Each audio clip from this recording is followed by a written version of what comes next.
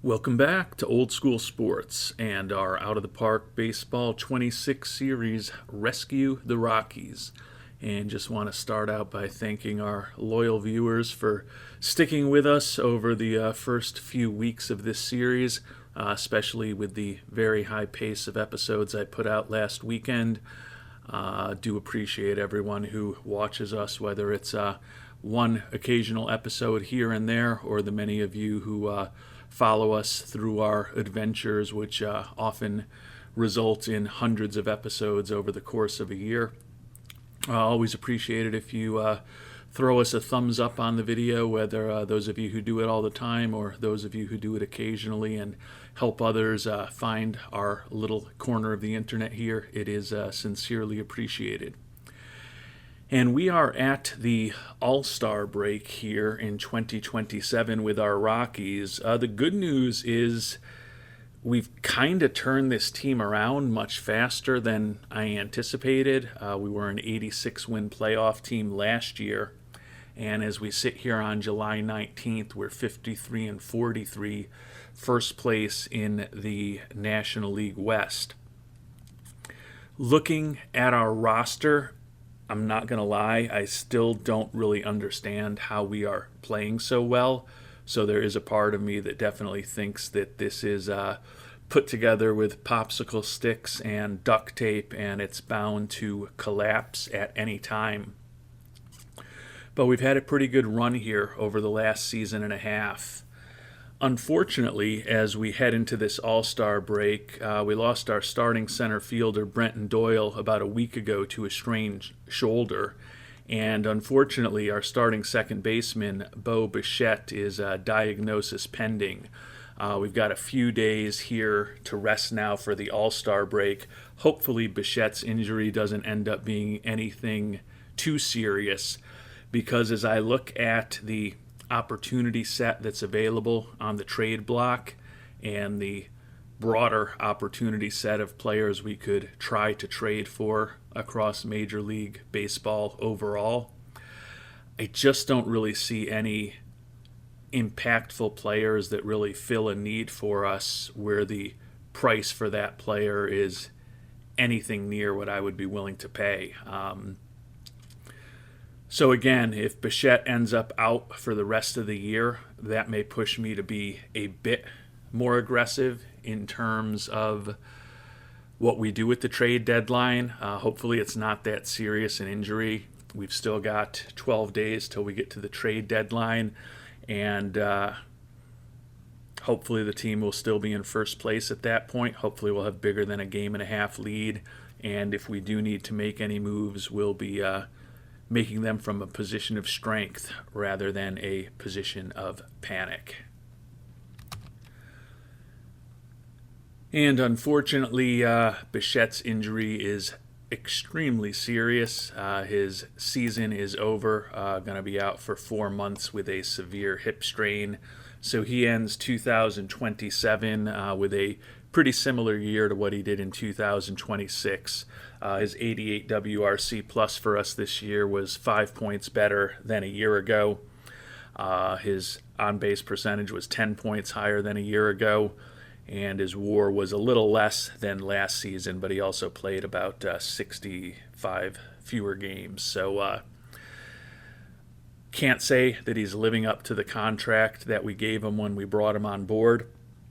Now it's time to figure out what we want to do. Will we pursue something in the trade market?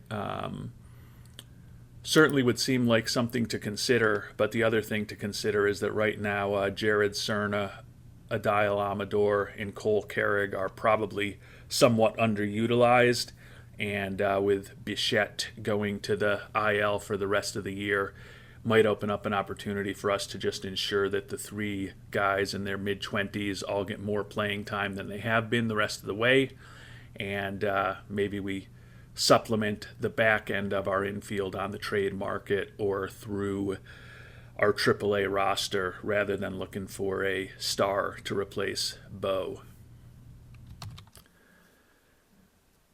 And when we look at the trade block and the options out there to replace Bichette, Mr. Kim probably the best one out there. Pretty versatile and solid fielder, high work ethic, really good speed. The bat is certainly nothing special. He's overpaid, making $21.1 million in the final year of his contract with the Tigers. And he's been bad this year with a 69 WRC plus, barely half a win above replacement level. But he's kind of the best guy out there. And when we look at the players that would make a deal work, which would, as I noted, include taking on the last 40 some odd percent of that $21 million contract over the rest of this season, they're looking for the top players in our organization or the top prospects in our organization to make that deal happen. And given the price, I think we're going to go with the youth movement, even more so in the middle infield, and see if some of these guys can step up and capably replace what Bichette has been doing. Given that he's been a below-average offensive player, I don't think it's impossible that we can kind of replace the production he's given us over the course of the season with some combination of Cerna, Carrig, and Amador at second base. And for the time being, we're going to get Amador into the lineup as our second baseman against right-handed pitching, and Cole Carrig into the lineup as our second baseman against left-handed pitching. We called up Nick Gordon from AAA. He's a guy that we signed as a minor league free agent this year. He was up with us earlier when we had some other injury issues. Certainly wasn't great, but he's a guy who's capable of playing second base, a couple spots in the outfield, good influence in the clubhouse. Certainly not as good as Bo Bichette at this point in his career, but for a sixth infielder, I think Gordon should be more than acceptable. And unfortunately, we dropped our first series, losing 2 out of 3 in Cincinnati coming out of the All-Star break, heading east to the Braves and then the Mets with 6 more road games before we get to the end of the month. So as we sit here on August 26th, the lead is still a game and a half, as the Dodgers were also 1-2 in their first series coming out of the All-Star break. And taking a quick look at the leaderboard, Chandler Simpson now tied for second in the league in batting average, running away with the stolen base title. Unfortunately, Ezekiel Tovar has been in a cold snap, so he's not leading the league in ribbies anymore.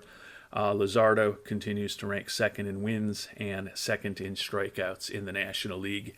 He has been the rare free agent acquisition that has really kind of done everything we could have hoped after bringing him on board this past offseason.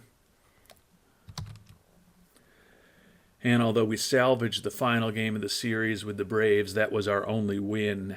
So another series lost, only half a game up on the Dodgers, a game and a half up on the Padres, and 2.5 up on the Diamondbacks in this very tight National League West. And the Dodgers are only 1 game up on the Padres for that final wild card spot. So although we are leading the division right now, and we would have a first-round bye if the season were to end today, we're only 2 games away from being entirely out of the playoffs. So we're going to spend some time looking at the trade block and seeing if there might be some other options. As I noted at the start of the episode, I've been spending a lot of time on this offline, and I just don't think there's a deal that makes sense for us, given that although we're having a really good season, I have a hard time believing that we're really true World Series championship contenders. And if I have to mortgage the future heavily, and in some cases mortgage the future while also mortgaging the present just to rent a player, I may just end up standing pat this trade deadline period. And I don't really see any moves that I can make with good conscience that I think actually will help this team, not just for this year, but also well into the future. The prices are just way too high for me. So we'll see how these next 3 games go against the Mets. We'll see if maybe someone comes up with an offer that they make to us that we can't refuse. But seems like it could be an extremely quiet trade deadline here in Colorado. And we took 2 out of 3 against the Mets, although after we lost the first game to them at Citi Field, we briefly fell out of first place. But we've now made it to August 1st. We are past the trade deadline. Half-game lead on the Padres, a game and a half up on the Dodgers. The Diamondbacks still 2 back, so we could very easily win the division and have a first-round bye. And we could probably even more easily miss the playoffs entirely this year. But we're going to be trying to make that run with the guys who have got us to a 57-48 record so far through our first 105 games of the season. Bichette out for the season, and Doyle going to be out about another 3 weeks.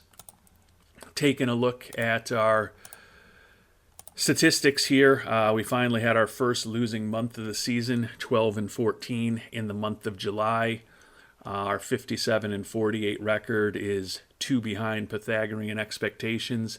Still second in the National League in runs scored, and in the top handful of most of the primary offensive categories in the league. We are a pretty solid defensive team, and 6th in the league in runs allowed. So we've fallen a little bit back in that ranking since the last time we checked in, but still anytime, and I think I've said this before, if we can have a top half of the league pitching staff, statistically, pitching half of our games in Colorado, I think that's a sign that things are going reasonably well. And even though we're coming off of our worst month of the season, can't complain too much about what the pitching staff has done thus far. We really haven't had any significant pitching injuries, even though we have had a lot of position player injuries. Probably jinxing the rest of the season by saying that. But we'll see if we can hold on to the division lead in the coming weeks. I got the final game of the series against the Mets as we try to take 3 out of 4 today, and then we'll be back home against Cincinnati and Houston before heading to the Pacific Northwest to face the Mariners, and then we'll have 4 games against our division rival Giants as we get to the middle of August. And the first couple weeks of August have been pretty meh for our Colorado Rockies. Had to win 4 of our last 5 in Seattle and San Francisco just to pull our record for the month even at 7-7.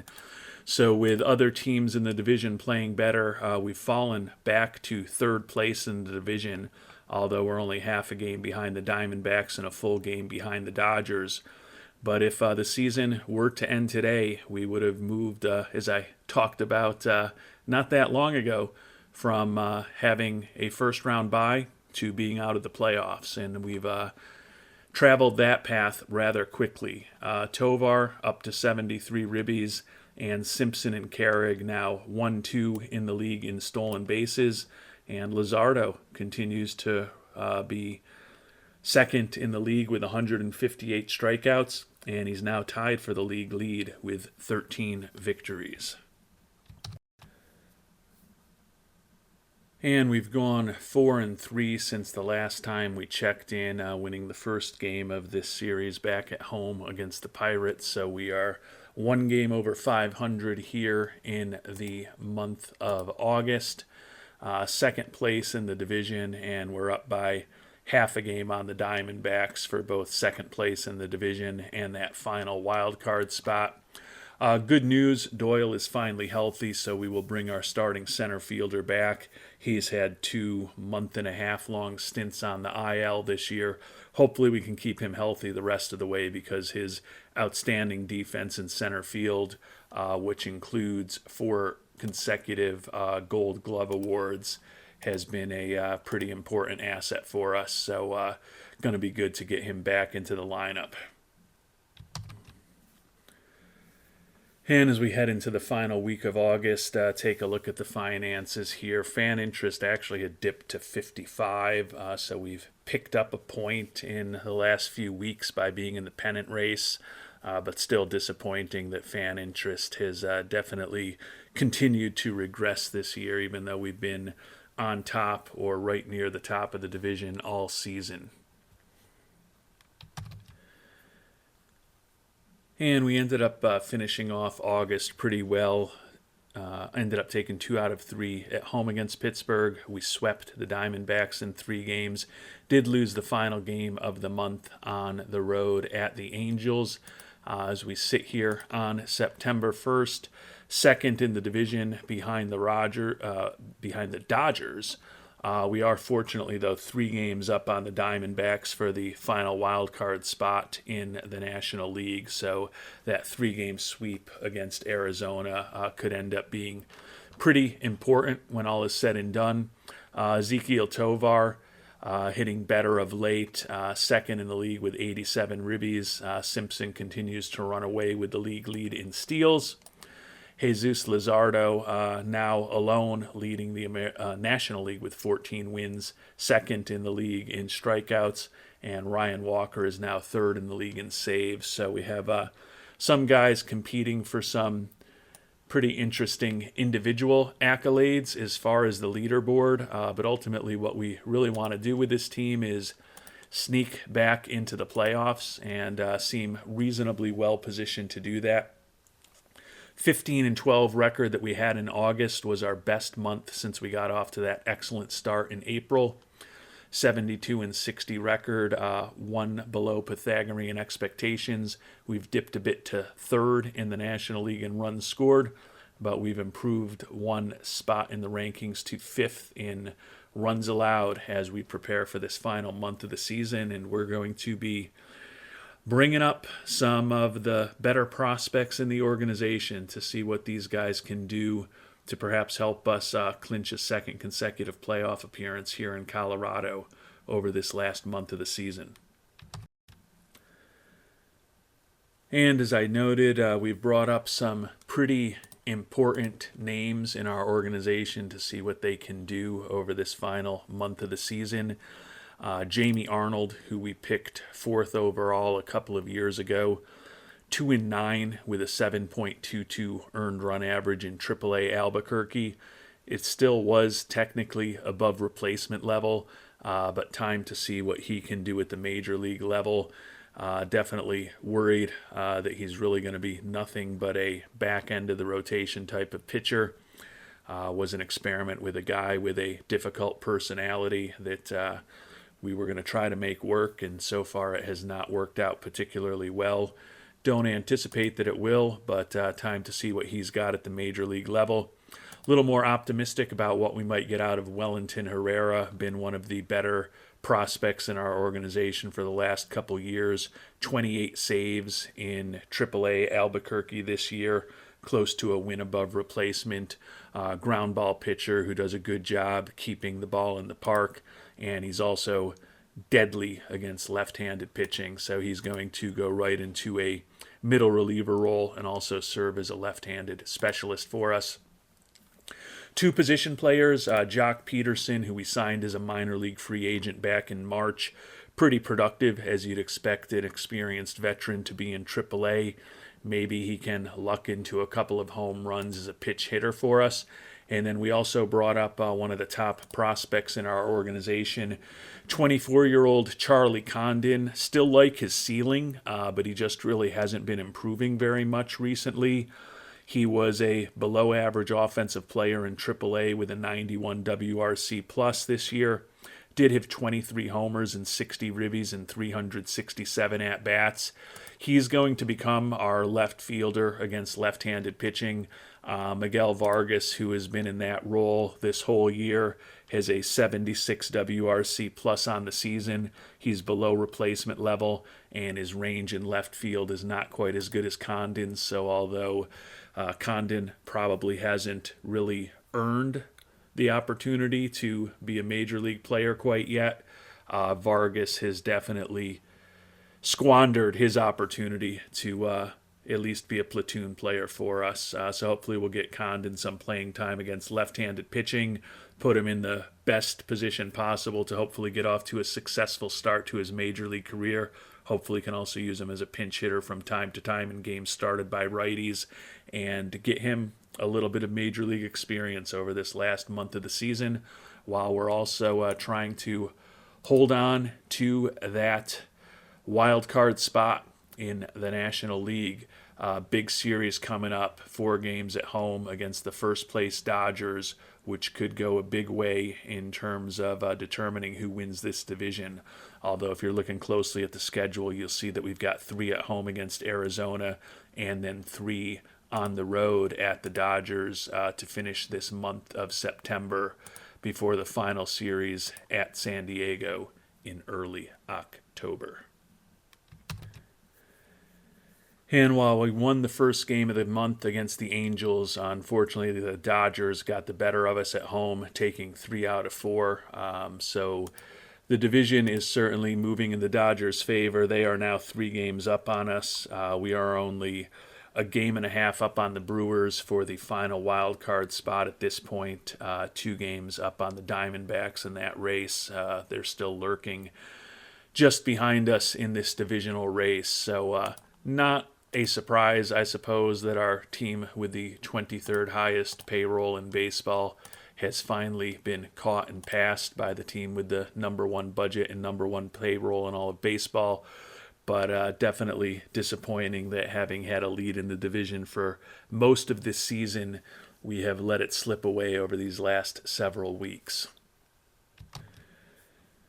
And we had a 3-3 week, lost a 3-game series to the Marlins before we won 2 out of 3 on the road at San Francisco. We are still in second place in the division, and we are 2 games up on the final wild card spot, where both the Diamondbacks and Brewers are tied at this point.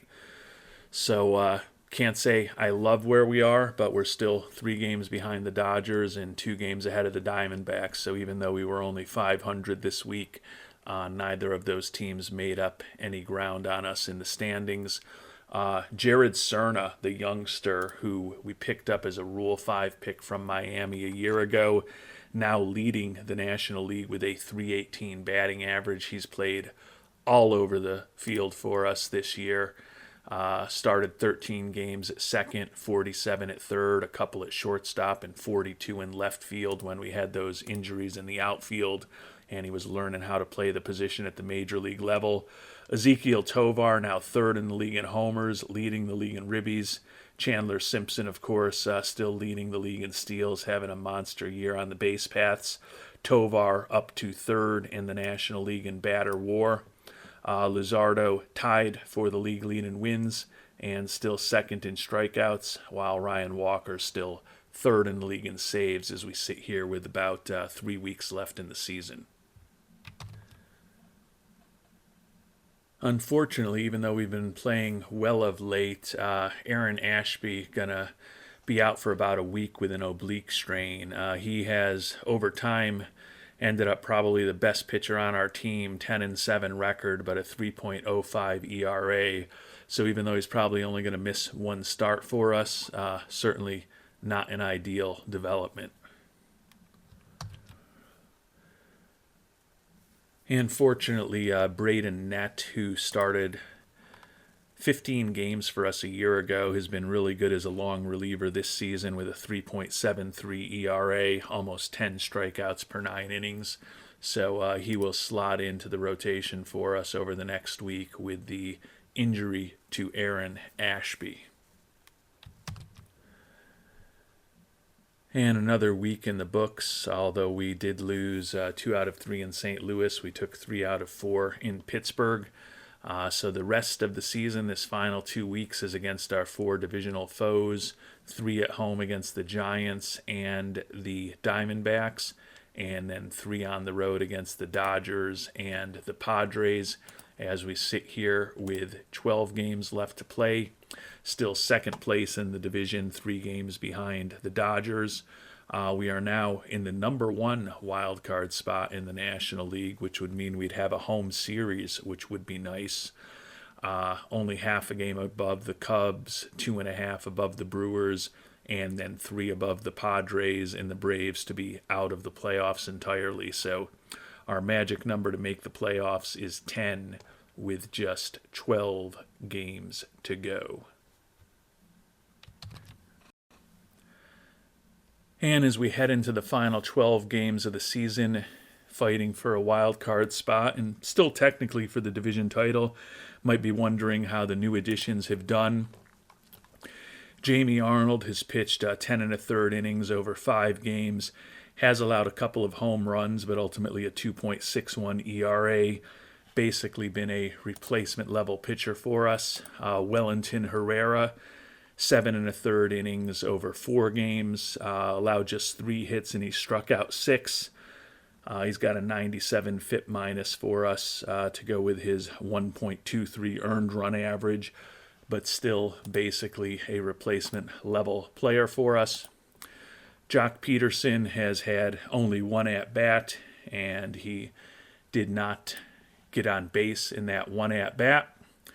And last, but hopefully not least, Charlie Condon, 7 for his first 34 in the majors, so hitting just 206. Does have a solo home run and a double among his 7 hits. He struck out 10 times, so he's put up just a 52 WRC plus, been slightly below replacement level. But again, with the performance Vargas had given us this year against primarily left-handed pitching, might as well see what one of the top prospects in our organization can do.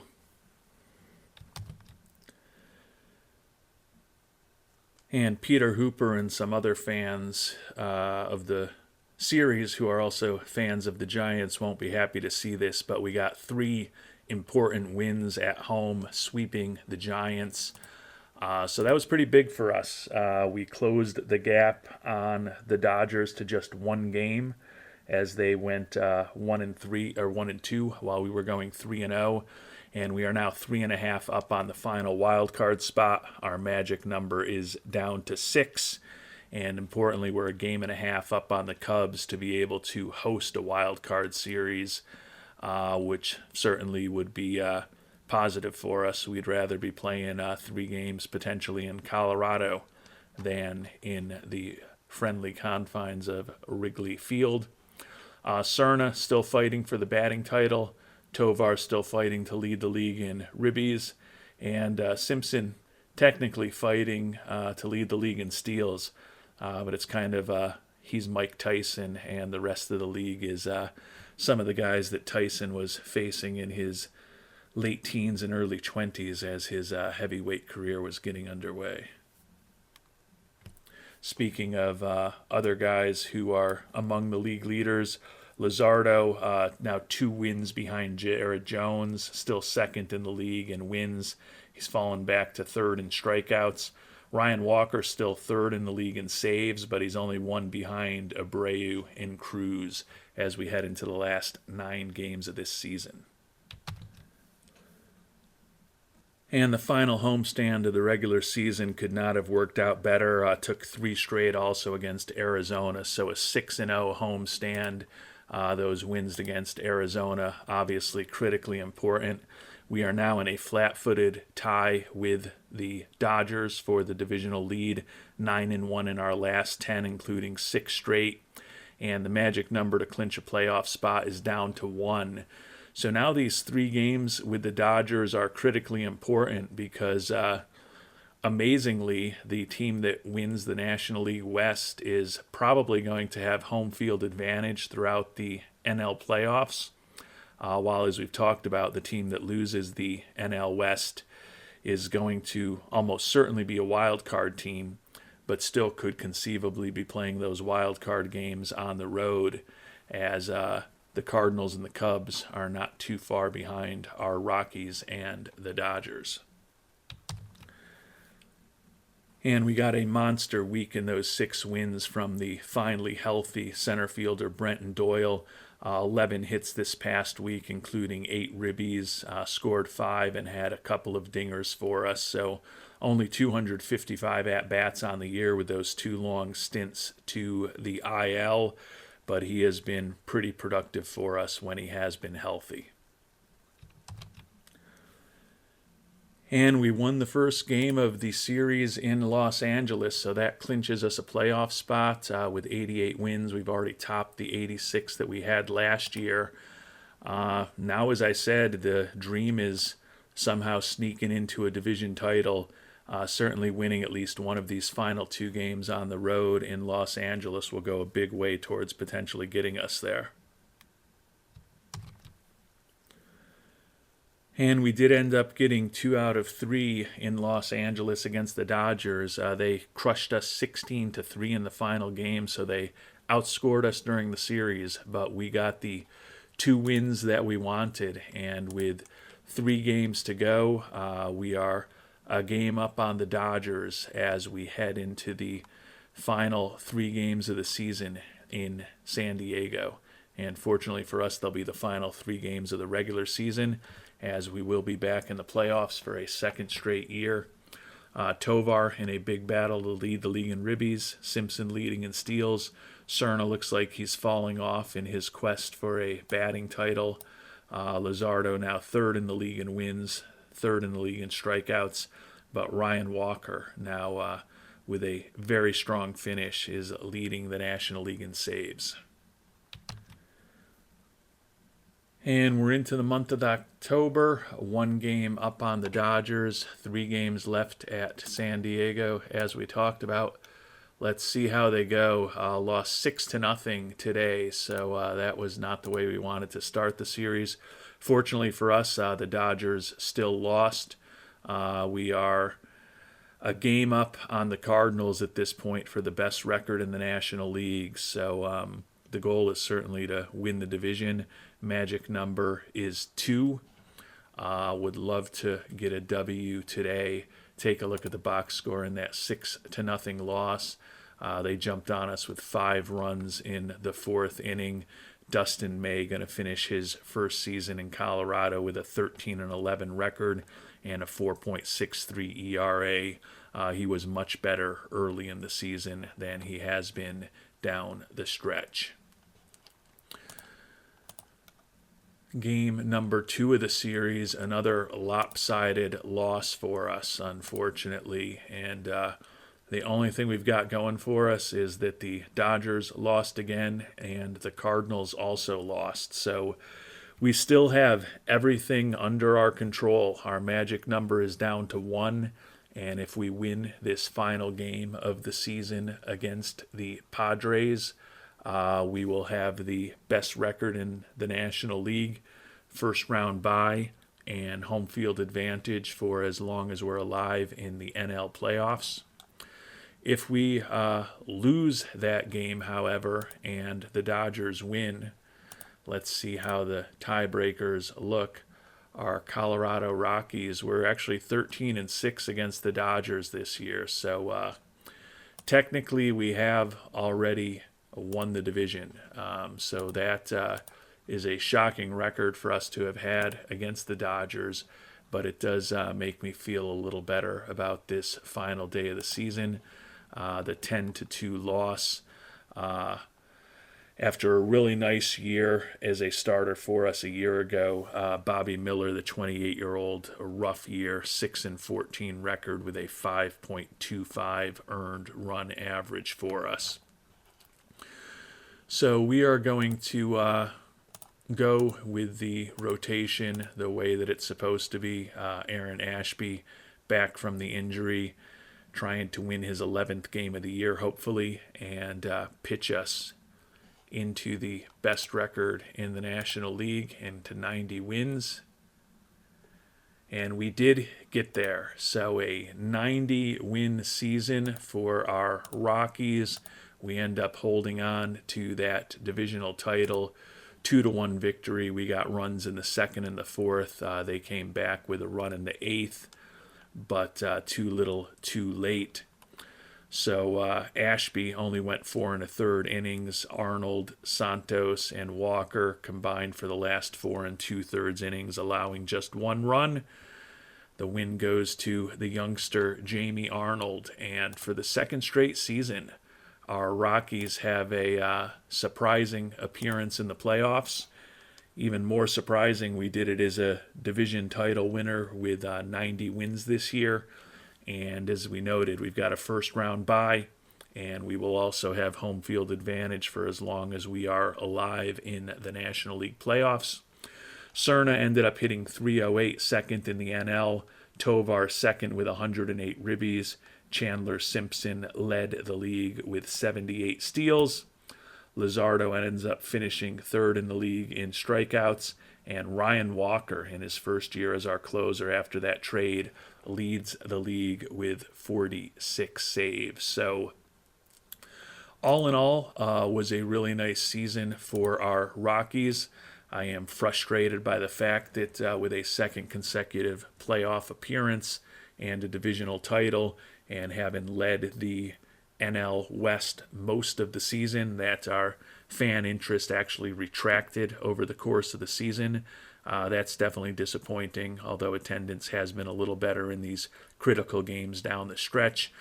We've lost a little bit of money this year, but hopefully we'll have enough home playoff games to turn the ledgers to the green from the red, and hopefully ultimately make Mr. Monfort happy with our performance on the field, our performance in the boardroom, and maybe move up from the 23rd largest budget in baseball this year to something a little better next year. But before we find out any of that, the Rockies are back in the playoffs, and we will find out what this team can do in the playoffs in our next episode. Take a look at the playoff tree, and we will ultimately get the Cubs or our division rival Dodgers in a divisional series. The Brewers and the Mets will be facing each other to see who can take on the defending world champion St. Louis Cardinals. Over in the American League, the Orioles and the Red Sox in a matchup of AL East teams to face the Guardians, and the Astros and the Rangers in a matchup of AL West teams to face the AL East winning Tampa Bay Rays. So we'll find out how the playoffs go next time around. Until then, thanks so much for watching, and hope you have a great day.